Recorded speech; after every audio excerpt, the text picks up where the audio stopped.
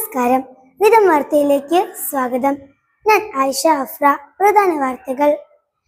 വായനാ മാസാചാരത്തിന്റെ ഭാഗമായി വിദ്യാരംഗം കലാസാഹിത്യവേദിയുടെ ആഭിമുഖ്യത്തിൽ ജൂലൈ 3 വില്ലൂർ സ്കൂളിൽ രക്ഷിതാക്കൾക്കായി സാഹിത്യ ശില്പശാല സംഘടിപ്പിച്ചു.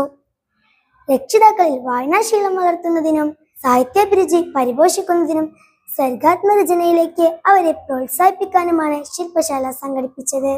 ദേശീയ അധ്യാപക അവാർഡ് ജേതാവും പ്രശസ്ത സാഹിത്യകാരനുമായ പി മോഹൻ മാസ്റ്റർ ശില്പശാല ഉദ്ഘാടനം ചെയ്തു. കഥയും കവിതയും എങ്ങനെ രൂപപ്പെടുത്താമെന്നും നല്ലൊരു സാഹിത്യ സൃഷ്ടിയെ പ്രധാന ഘടകങ്ങൾ എന്തൊക്കെയാണെന്നും ജീവിതാനുഭവങ്ങളെ എങ്ങനെ സാഹിത്യരചനകളാക്കി മാറ്റാമെന്നും തുടങ്ങിയ വിഷയങ്ങൾ അദ്ദേഹം തന്റെ അനുഭവ സമ്പത്തിലൂടെ ലളിതവും ആകർഷകവുമായ രീതിയിൽ വിശദീകരിച്ചു.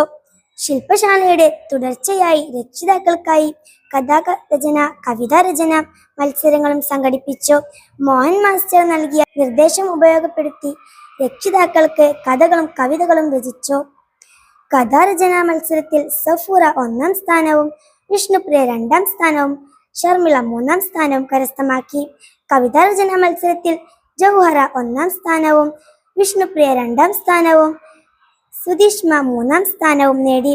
രക്ഷിതാക്കളുടെ സർഗാത്മക കഴിവുകൾ കണ്ടെത്തുന്നതിനും പരിപോഷിക്കുന്നതിനും ശില്പശാല മികച്ച വേദിയായി. വാർത്തകൾ ഇവിടെ അവസാനിക്കുന്നില്ല. പുതുപുത്തൻ വാർത്തകളുമായി വീണ്ടും കാണാം.